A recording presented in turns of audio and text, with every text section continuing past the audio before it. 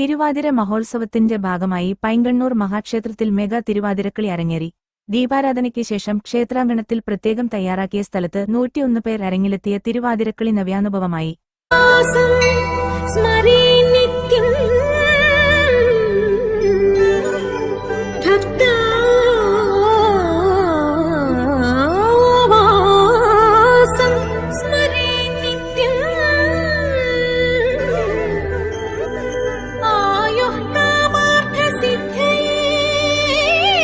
ആഘോഷ committee president E. V. Jayaprakash, general secretary K. G. Mohanan, നവീകരണ committee president V. R. Unnikrishnan, രക്ഷാധികാരി കൃഷ്ണൻ ചെട്ടിയാർ, നൃത്താധ്യാപിക ജിജിഷ മോഹനൻ എന്നിവർ ചേർന്ന് ഭദ്രദീപം കൊളുത്തി.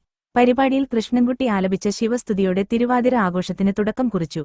തുടർന്ന് 101 പേർ പങ്കെടുത്ത മെഗാ തിരുവാതിരക്കളി അരങ്ങേറി. News desk Valanchery online.